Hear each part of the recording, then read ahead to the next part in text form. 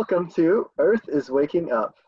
I'm your host, Jeremy Anderson, and today our guest is a Master Lama who was not expected to live beyond his 18th birthday. He collapsed in a swimming pool at age 11 with undiagnosed kidney disease. From an energy point of view, this was actually a serious asthmatic condition that moved from the air element into the water element of the body. 4.5 hours of surgery were necessary to repair the loss of a right kidney and third of a left kidney dissolved by uric acid poisoning. Following surgery, he needed 11 to 12 hours of sleep a day just to function at all. He was guided with his father's concern to take up a martial art. He began practicing karate, swam in high school, and pursued dance. While dancing off Broadway in New York City, he met his Tai Chi Gung master in the physical body for the first time. Several years later, he was invited to live and train at the original Tai Chi Gung school in Tibet. Later, he moved to India to study with the teachers of the original Tai Chi Gung master. This Master Lama is one of only 12 wandering lamas in the world. It is from these 12 that the leader of the entire order is chosen. His responsibilities include the United States, Canada, and the Philippines. His primary focus for the next 30 years is to find and train 120 souls who want to overcome all limitations. Our special guest today, welcome, is Master Lama Rasaji. Thank you for being on the show. It's good to be with you, Jerry. Thank you so much.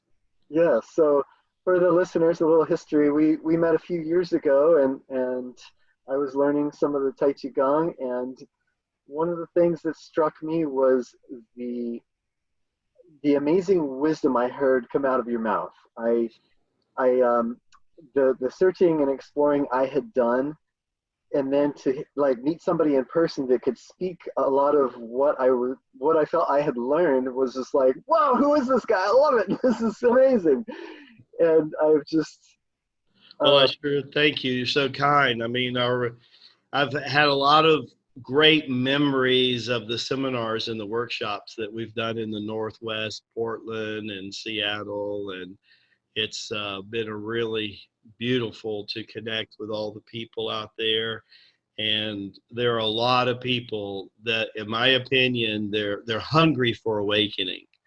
And we're living in a great time where awakening is becoming as natural a modus operandi is breathing and the birth process itself. So in Tai Chi Gung, we say the birthing process and the concept of what the Judean Christian world calls the second birth or second awakening is actually a real happening and a real development. So I'm honored to be part of this summit, and anything I can do to help your listeners, just let me know. Amazing. So let's start with, what is the importance of awakening, and why are we going through that point in history right now?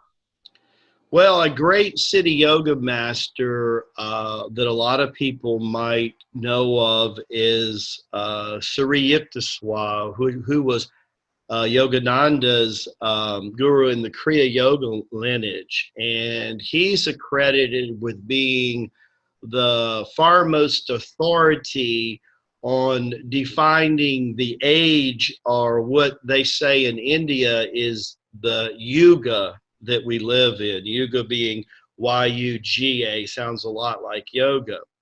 And basically it's the concept of what Brahm calls a day and night of Brahm. Brahm being to the Hindus what God the Father would be to the Judean Christian, the creator energy. Basically the concept is that a pebble falls into the water and ripples out. And according to Sri Yukteswar, that ripple is measured about 10 to 12,000 years. But then there's a return, physics flow to where that pebble was originally dropped. And according to Sri Yukteswar, we are in what's called the Dharpara Yuga, which is the second gear of ascension. And so what we call the cosmic turning point is a very interesting time frame. In this time frame, it's about a 300-year time frame where great masters like the Buddha, Lao Tzu, Jesus, a lot of them are showing up about this time frame. You can call it the cosmic turnaround, right?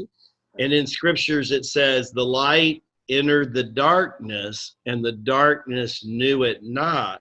So looking at a chakra, we hit the root chakra somewhere from AD, birth of Christ, to about 300 AD.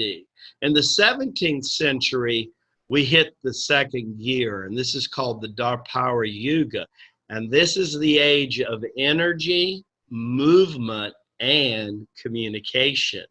This is the age where everyone's psychic body, if you will, the clairvoyance, the clairaudience, automatically wakes up, is the same way that our glands would wake up in puberty. So just imagine a metaphysical, meta meaning more than, waking up. So this is why it's all happening now. Wow. Much more depth to that answer than I realized I was going to get. It's a good time to be on Earth, as you say, Jeremy. Very good time. I keep finding more and more evidence of that. So, wow. I just feel like we could go so many directions with this interview. So we're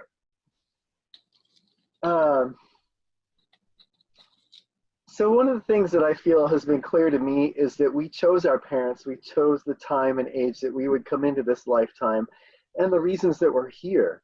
I know a lot of people don't realize that and have a hard time being here because it seems like such a pain to live in this world, and there's a lot of suicides and stuff. But could you talk a little about why you think we chose, like why we're here? Definitely. If we take the old age concept of karma and reincarnation that's rooted in the Hindu and the Buddhist teachings, the idea was an unconscious soul, or a soul more unconscious, would incarnate not far, sometimes 50, 60 miles down the road from where they presently left. But as a being became more enlightened, Buddha called it the Wheel of 84, that a soul could live 8,400,000 years on the Wheel of 84 until all of a sudden this aha moment of awakening, which is usually triggered from the outside to the inside, where we start to realize I am that I am. And that's, in other words, the burning bush awakening, if you will, happens aha on the inside. So the process of this is that the age is moving in our favor. So most souls coming in the last 200 to 300 years, number one, are more conscious to start with. And the more conscious we are, it's no different in the metaphysical realm, meaning meta, meaning more than physical, than it is in the physical. What I mean by that, when you look at free will choice, when we're more conscious awakening, it's easier for us to pick what exactly we want to do. So when we're in the outer universe and thinking about incarnating again, the more evolved we are, it's like a flashlight of consciousness we're turning on, and we're seeing patterns, just like a GPS, if you will. And we're saying, going in here with this mom and dad and all the events that it produces can impact my growth, number one. And number two, what can I do to help humanity collectively go into this new level of consciousness, the Dharpower Yuga, which would change until about 4100 AD. That's when we hit third gear. Now, that being said, that choice and what we do once we become conscious in this lifetime that we made that choice, aha, first major awakening in any incarnation. This is Jesus in the temple.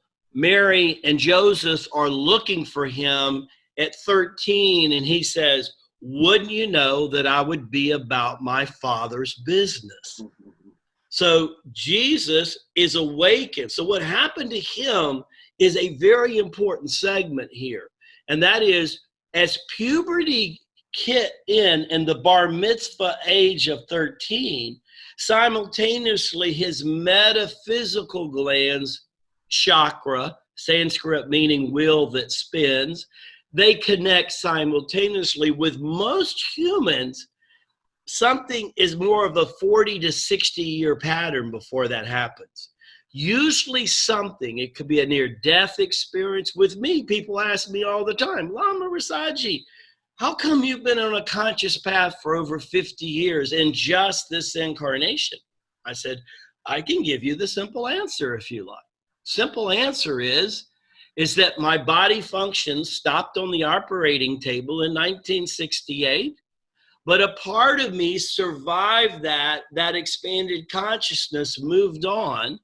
And over the next 4 to 4.5 hours of surgery, I was conscious beyond my body.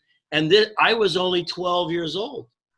And when I returned back to consciousness, my own mother, who I came from her body, looks at me and she says, you're not my same son that you were before surgery. She knew that something had happened. So these are all births, but the simple part of your answer is the more conscious we are when we enter, the more clearly defined who we're going to enter and whose influence that we're going to have. Yeah. So we froze for a second. Are you still there? Oh, there you are. Okay. Okay. Sorry about that. It looks like the chi kind of got going there. So some people talk about walk-ins, right? Would you say that you're a walk-in, or that you really were just more well-connected at that point? Well, I think my feeling was, first of all, a miraculous thing that happened to me is that over the next 5 or 10 years, the spirit beings that I met in that state, now 4 hours conscious outside the body, I learned later, was like going to college for like 20 years because the knowledge is accelerated. Everything is accelerated in the 4th and 5th dimension. And remember, we simultaneously not only live in the 3rd, but there's a part of us that lives in the 4th and the 5th. So there's 7 frequencies that happen in every dimension. So there's 7 frequencies in the 3rd, the 4th, and the 5th. So 21 frequencies. If my heart, soul, and mind fixates its attention on the 3rd frequency in the 4th dimension, and a person is caught up in the 5th frequency in the 3rd dimension, I could walk right by them, Jeremy, and they would never know that I'm there. And we've all had this experience. We're sitting in a diner. We're on a natural high. We're sharing things we're passionate about. You and me, it's obviously consciousness is part of that. And then all of a sudden, the waitress walks right by us and thinks we're not there. Vibration. Everything is about vibration. And so in what we fix on, this is why it's so important today that people clear their emotions and clear their mind. And this is what the teachings of yoga and Tai Chi, the disciplines are so much about, to teach us how to disengage and also engage on a conscious level. By being able to push away from the table of life, if you will, then we can choose. And then it's no different, that choice. See, I'm still answering your first question. It's no different choosing that pathway than me choosing the mother and father that will give me and them the best chance for the best conscious life. Yeah. So many things I could ask. So how about this awakening process that we go through? Is there any guidance that you could give us on what might help help us crack that open more and be able to get through that process more quickly without it being too painful. But right. Well, first of all, let us say where everybody is, we're kind of somewhere between the second and third chakra in the atmosphere right now. We're somewhere between the navel and the solar plex chakra in this Dharpower Yuga. So that is accelerating. If somebody wants to keep their focus in the root chakra right now, they could be having difficulty. The same is true. We know people who want to keep their focus in their third eye, and sometimes they're finding a more out of balance syndrome than everyone else. So in other words, again, the metaphysical master says, keep my apostles in the world, but not of the world. This is a very Taoist saying. Think about this for a second. So we not only want to have this growth, it's obviously in a sense being thrust upon us. At the same time, most of us unconsciously raised our hands that we wanted to be here right now. So how do we go through this and keep somewhat balanced? This is probably why the concept of learning how to breathe consciously is the single most important thing. Is breathing consciously, understanding that you're born of water is the umbilical cord, but the solar plex is your psychic umbilical cord. And learning to breathe between them is balancing fire and water. Born of the water of the mother, born of the fire, which in scripture would be the Holy Spirit or that energy. Breathing between this area is honoring us in the age that we are in. It's helping keeping us focused. It's interesting. The first 20 minutes of a Tai Chi Gung class, all of the 4 to 5 exercise that we do primarily is to release emotional, psychological tension of the day and make the breathing naturally happen between the fire and the water. At the root of fire and water is your whole emotional body. So we all know if I'm in a boat and I'm riding and just kind of, it's a glassy day on the water, no turbulence. And imagine around the boat, you had candles just burning around. And sense that visualization, or being in a bathtub with nice warm waters, with different oils and aroma, and candles all around. Think of the sense of that emotional balance. That's very important. So breathing connects us with the psychic and the physical umbilical cord, also creates that balance. And then as a person chooses different disciplines, Tai Chi, yoga, other forms of working out, they start to feel the connection. The key of it is right now, so much of the world's in their head. They want to stay in their head. They want to try to figure out everything that's in their head. Well, until they learn to think for themselves and think intelligently, a lot of times our head can get us in more trouble than anything. We're taught to use our minds solely, and so how can you give any tips on how to rebalance that? Yeah, that actually, once you connect the breathing in the belly, which is referred to as fetus breathing, that concept comes from, we know in the womb, the last thing to develop is the lungs. When a baby is born, the father or mother, the umbilical cord is cut. You go to touch the baby, there's no tension anywhere in the baby. You can usually go down to the second knuckle. But when you get within an inch of the umbilical cord, there's muscle mass there.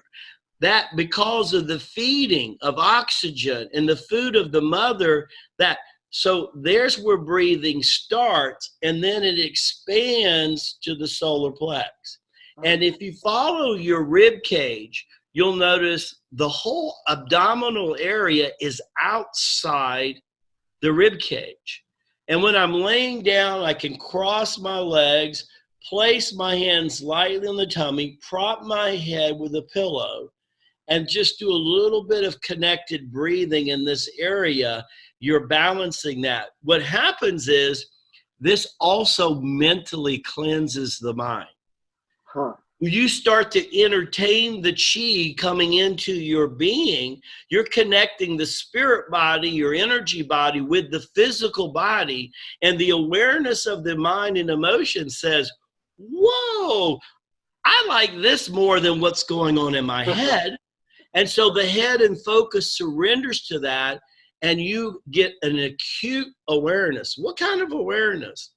I'll never forget my 45-day meditation up on the top of the mountain. I'm walking down with my mentor, Bo Yang, the Maha Lama, Maha meaning supreme of our order. And I'm walking down there, and after 45 days of doing breathing exercises, meditation, Tai Chi every day, yoga every day, 5-6 hours a day, eating very, very little.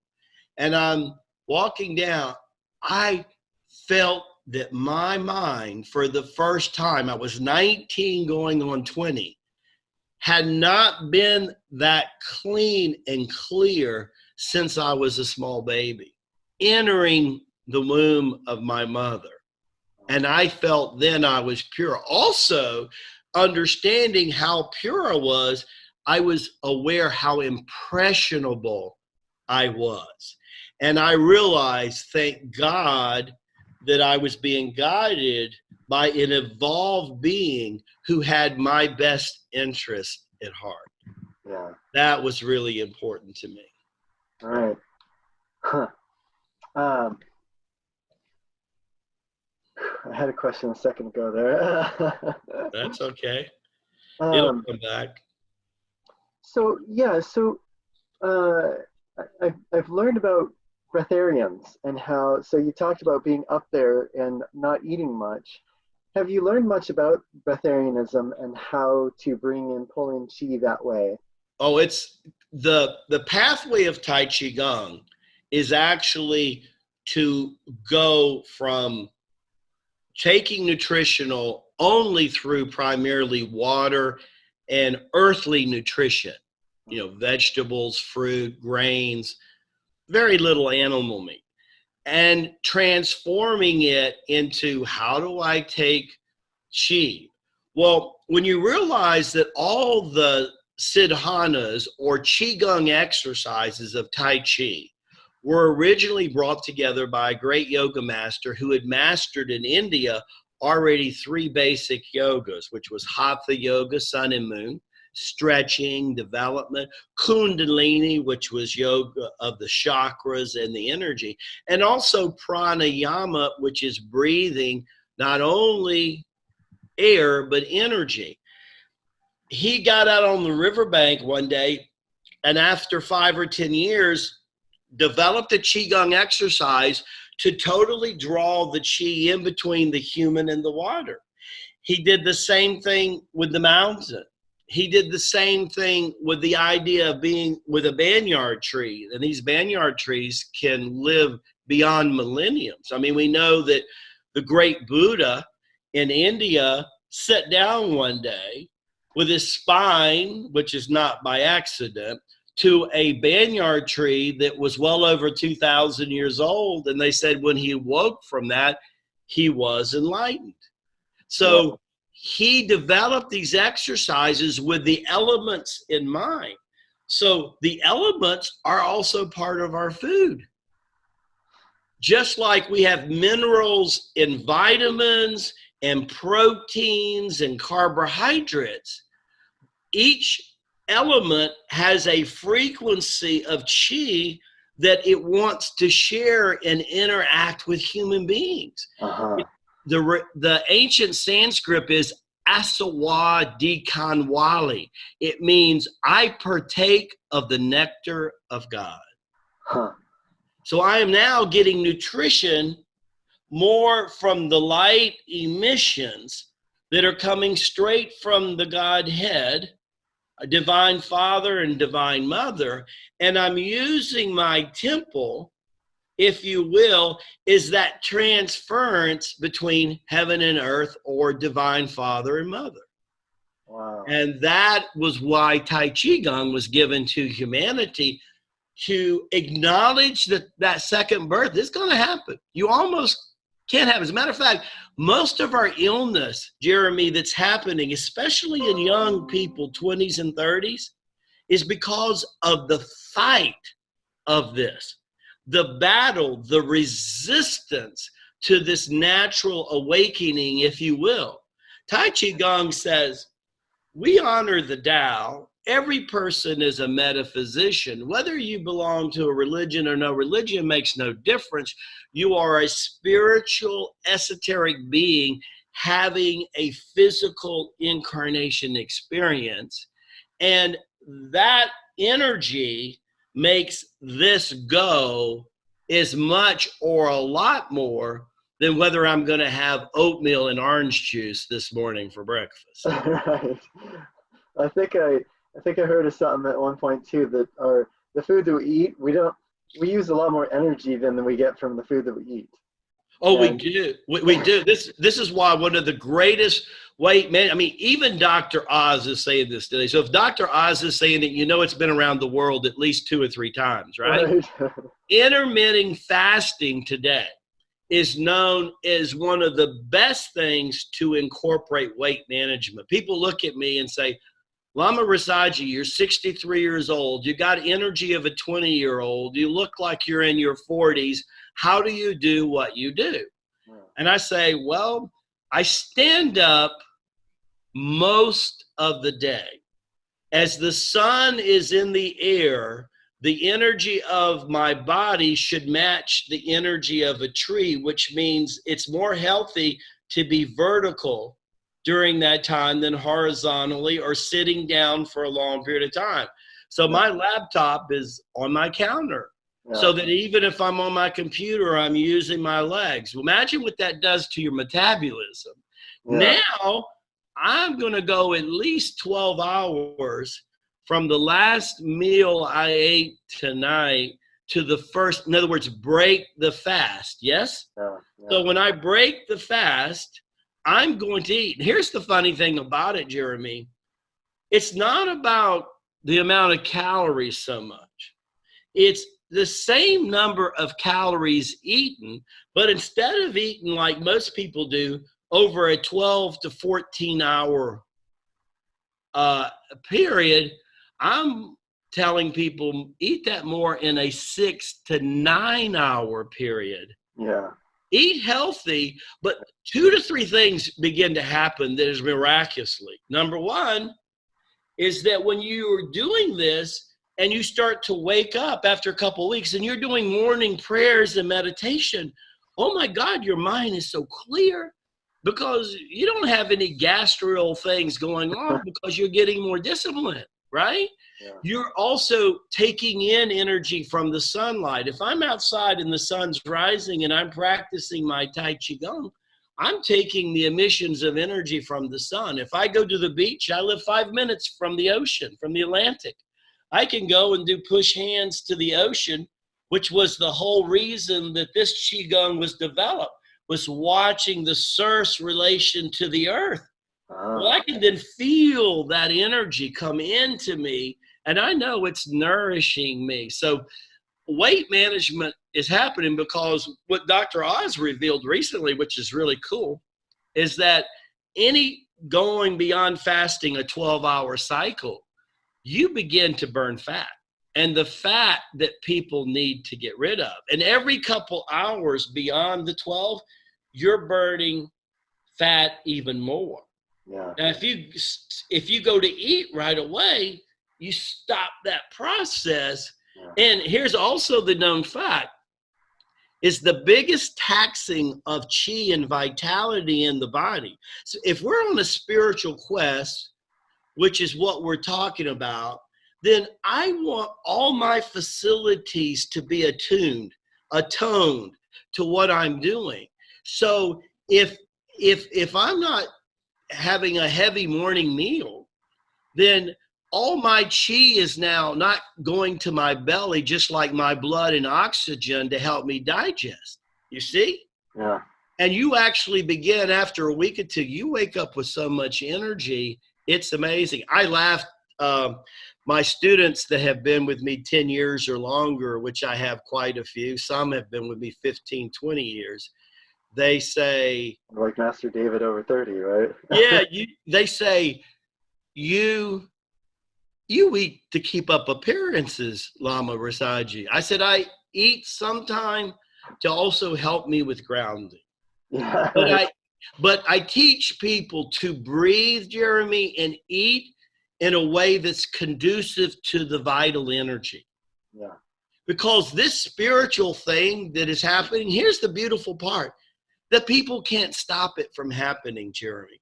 That's why you doing this now is perfect timing, because people need to know that if they're having discomfort right now, it's probably their spiritual body knocking on them saying, you came here for this. Why are you pushing me out? It's time for people to just calm down a little bit, breathe it in, and just take it on like a nice pair of clothes and just embrace it. Don't fight it. Yeah, the importance of breathing. I have been noticing more and more of that as I practice Tai Chi Gung or even just throughout the day. It's just okay, now I feel more present. I feel more in my body again, more like here and able to handle whatever it is. Babaji, the great yoga master, Babaji meaning simple father in Sanskrit, was one of my mentors. I spent 4.5 years in this incarnation alone in ashrams in India, and quite a bit of that time was either with Babaji or masters that he had trained. And Babaji said the most basic link between spirit and body is the breath. The most basic link between spirit and the body is the breath. Why is that important? Because what it's saying is, think of it. I can go a certain amount of time without food. I can go a little longer, but a certain amount of time without water. But how long can I go without air? So it's already telling you when it comes to like what we take in physically, oxygen is the most important necessity of the physical body. But when you understand the metaphysical, more than physical connotations, that once you learn to breathe energy and chi, is that you are plugging everything of you, electromagnetic, biological you're plugging that battery, that human dynamo, into a charger. Yeah. And if you're doing it every day, at least minimum, Jeremy, 5-10 minutes a day. Mm-hmm. And also I have my students, when you catch yourself during the day holding your breath, see, one of the biggest swings of blood sugar and blood pressure in the body is people like they take air in, they get excited, and they'll go a minute without exhaling, and they don't even know they're doing that. Yeah. And that just makes the blood pressure, you can feel the body heating up, right? So it regulates blood pressure. Now, basically, they should be inhaling through the nose and exhaling out the mouth, because the nose is fire, because all the nerve endings go up the nostril, connecting to all the organs. But when you look at the nervous system, think of fire is what runs the nervous system. Without the element of fire, it doesn't happen. The mouth is looked at is open the mouth, imagine a waterfall flowing out your mouth. The mouth represents water. So if I'm inhaling through my nose and I'm exhaling out my mouth, I'm creating that yin, that yang balance. Up the spine is the fire on the inhale. Down the front of the body is the water on the exhale. So imagine a circle going up with fire and then coming down with water. And that's the balance of life. That reminds me of kundalini breathing, and It's, Amazing. well, and kundalini breathing, you know, the three, again, hatha, kundalini, and pranayama are the roots to the Tai Chi Gung. You know, depending on who you talk to, yoga is anywhere from 5,000 to 60,000 years old. Tai Chi Gung is only about 3,300 years old. The difference is the mentorship and the timing of Lao Tzu, the first Lama, understanding that we were getting ready to make that cosmic turning point, and that for the average Westerner, it would be easier for them to meditate in moving than meditating sitting still. Yeah. And so in a sense, it's like we do Tai Chi and yoga enough to slow us down. And as we evolve as a conscious being, one day sitting still is the best thing that we can do. And we just understand that phrase in scripture where it says, be still and know I am God. So I asked the Lama one day, I said, how long do I practice Tai Chi Gung? He says, until Rasaji, you can totally embrace your peace, and that you can unconditionally love humanity unconditionally. You practice, because Tai Chi Gung keeps the heart open, keeps the chi flowing. And one day when you can embrace your peace, well, I said, well, how peaceful do I have to get? He says, the first deep level of peace is you must be still enough to one day in meditation be able to hear your blood flow. And it was on the mountaintop. I'd heard that for 3.5 years, but it was on the mountaintop at the end of my first year in Tibet, which was the end of my 4th year of training, that about the 22nd day, I was in deep meditation, had been in meditation for over an hour, that I heard what sounded like the most incredible waterfall. And I realized I was hearing the blood flow from the chambers of my heart. Wow. How old were you at that point? I was 19 going on 20. Yeah. Wow. And 6 months later, the Lama sent me a challenge. When I got back to New York a couple of years later, the Lama sent me, in those days, you know, you didn't have texting phones, we didn't have internet. So I'm now back in the 80s and I'm back in Manhattan. And he says, you remember what you experienced on the mountaintop? And I said, yes, sir. He says, now I want you to go to 42nd and Broadway every Friday from 1 to 3 when the yang energy turns into the yin energy from solar to lunar. And I want you to sit down, and can you get that quiet? And can you again hear your blood? It took me 6 months to do that, Jerry. 6 months. I would sit down and I would hear the people selling their wares, and I've got dollar over here and I've got this to sell. And I'm going, oh my God, what am I going to do, right? But all of a sudden, it was like 6.5 months. I went to the same place to sit down on the same corner. And all of a sudden, all of this went by me, and I was in another dimension. And it didn't bother me anymore. The storm of the world went by me, and I found the eye of the storm.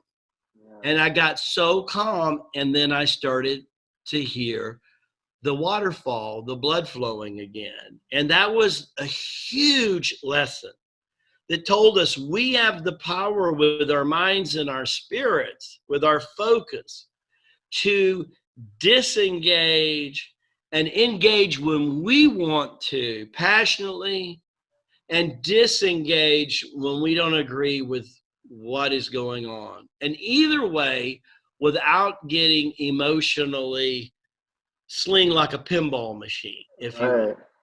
Yeah, I know some people are a lot more emotional and thrown off and a lot more reactive. And learning how to balance that is such a gift. So as you were talking about that, I feel like I've been getting more and more insights around that, being able to go through daily life without allowing myself to be thrown off by the people, the situation, the whatever's happening, but that uh, I can allow it to be the situation, but not feel like I have to engage. Exactly. That I can really just kind of stay more in, I guess, in my center and realize that, okay, so this is kind of like a play. It's playing out for me. Cool. And so then I feel more and more at choice of how I choose to interact or respond or not. Exactly. That's what we're talking about. Okay. You and me were joking off of camera when we first got together today, and we were talking about how I will, from time to time, turn off my messenger on Facebook. Yeah. And it's a sense of disengaging, because if I'm walking around and every time somebody tries to get a hold of me, my phone's jumping up and down, well, then my chi is fragmented. Yes. Yes. And so one way to take control is to do that. Another thing I taught my private students to do is, when people are calling you and people are texting you, is it that time of day that you have consciously chose to engage in the world? Because you're the one that has to take control of you and your life. Yeah. Tai Chi Gung, it's all about relinquishing control of everybody else and taking total control of you, which is, you see what's going on in the world, it's like polar opposite. I'll never forget, again, walking down the mountain on the 46th day after 45 days of meditation, I was kind of puzzled. I was like, okay, what am I supposed to do with this stuff? Lama Boyang, I mean, I'm just a little kid, what? And he could read my thoughts. And he says, Lama Rasaji, he called me Lama, and I was nowhere near being a Lama, and I would look at him strangely. I had no idea that would ever happen. And so he says, what's troubling you? And he knew. He just wanted to get it out of me. Communication, remember? Yeah. And I said, well, I don't know what I'm supposed to do. He says, you want to know how to get there fast? I said, of course. You mean there is a streamlined magic, pill or a bullet or something? I said, tell me the wisdom, Almighty Lama. He says, look at what the world's doing and do the opposite. Yeah. I went, oh my gosh. It's not 100% true, but oh my gosh, over the years, Jeremy, that was one of the greatest tools in the early part of my transformation, because I would always bring that up if I didn't feel like, I would hear him say, look at what the world's doing, Rasaji, and do the opposite. Yeah. And it's probably more true today than anything that we see. So I'm going to say to people going through that early transition, challenge yourself and learn to disengage consciously with computers, with your smartphones. You can't have them with you.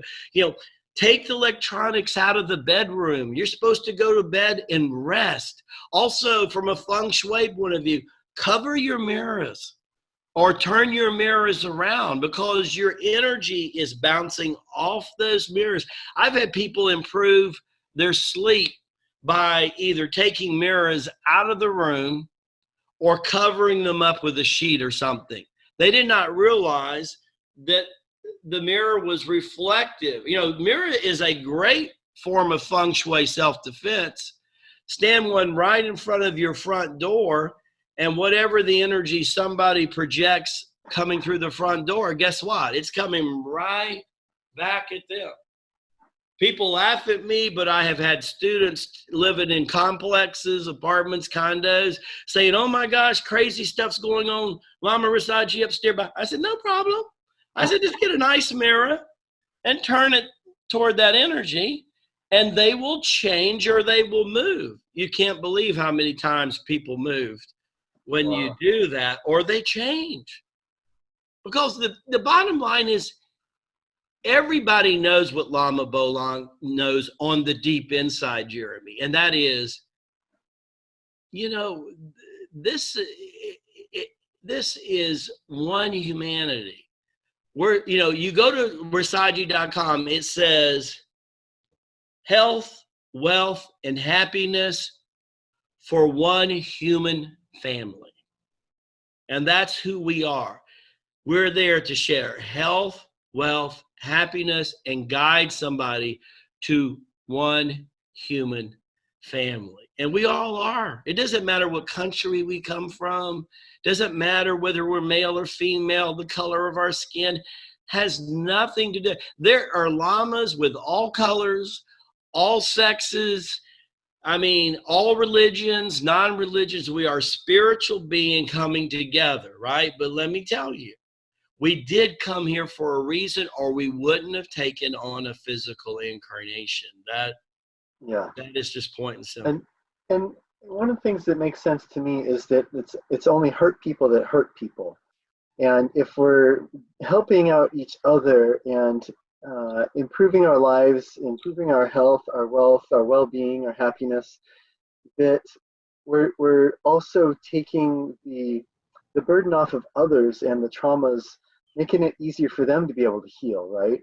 Absolutely. Well, here's the thing. If we're all part of the body of God, if I'm attacking you, I'm like, what am I doing? Attacking my front side or my back side of myself? I mean, you're talking about instant karma. I mean, if ever there's been an example of instant karma today in the political world or in any world, it's there. It's everywhere. And you know why I think it's happening? It's all part of this wake up.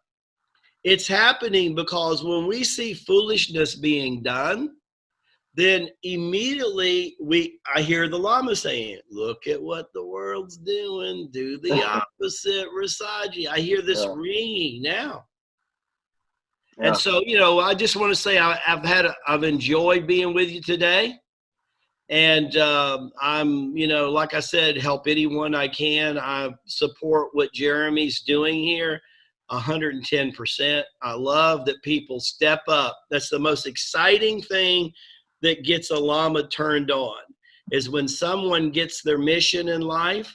That takes courage. And then it takes a lot of courage to carry that mission out. So namaste to you, Jeremy Anderson, and anything I can do, just let me know and I will be happy to help. I appreciate that so much. Now, before we go, I would love it if we could talk a little more about what you have to offer and why people might want to work with you. Okay, well, like I said, at any given time, I probably mentor a dozen or more people. The average person's probably been with me a decade. We're here primarily to replace ourselves. I did that about 3 or 4 years ago. We promoted a master by the name of David Paul, an incredible musician who's now based in Denver, Colorado. He actually has a weekly online class, very reasonable. If you want online and you want to do Tai Chi in your bunny slippers and robes, you can. And that's Tai Chi Gung online.com. People usually come to me because they want to be mentored. They're wanting me to either help them get in touch with what their mission is life, and then how to go through those years of getting the strength to go forward and do it, which is the very thing that you're doing. And then primarily to help balance that energy that we talked about in that second birth. That easiest way for them to get in touch with me is rasaji.com, rasaji.com. My email is there, my cell phone. If you get in touch with my cell phone, I always tell people, don't call me, because if you're not one of the 700 people in my address book, I probably won't respond, but text me and say you saw me on this great show with Jeremy, and I will definitely set up a time. I always return texts, and Jeremy will tell you, in 24 hours, we will be in touch. Yeah, I'll have a link below as well. Good. Can you recap real quick what the benefits that people receive from practicing Tai Chi Gung and working with you or David Paul? Well, on the physical level, they can go to organizations like the Arthritis Foundation, AARP, and the Mayo Clinic. All endorse Tai Chi is the most wonderful exercises for people 50 and over. That there's not a better system for their joints, for learning, again, establishing physical balance. But for the people that we're primarily speaking to today, I mean, it's really about learning to be in the world and not of the world. It's probably is good or better than most metaphysical systems to help you create that balance. That the exercises are designed for the kundalini to happen, not to stop it, but to calm it down and to balance that, because that's going to happen with or without Lama Rasaji. Yeah. It's just part of being in this age, but there are ways to calm that down. We'll teach you how to create that balance. If you're serious about being spiritual and doing the kind of things that Jeremy are doing in this age, you should take a deeper look at Tai Chi Gung, because it can sure help you balance that life. Yeah. Not just physically, but mentally, emotionally, spiritually. That's right. Accelerating your spiritual growth. Right. Yeah. We make cosmic entrepreneurs, Jeremy, every day. Tai Chi Gungs make cosmic entrepreneurs every day. Excuse me. See? They know we're coming to an end. So again, love being with you. Namaste. Namaste. Thank you so much for this God interview. bless everyone. Look forward to seeing you. Take care, brother. Love you. All righty. Bye-bye.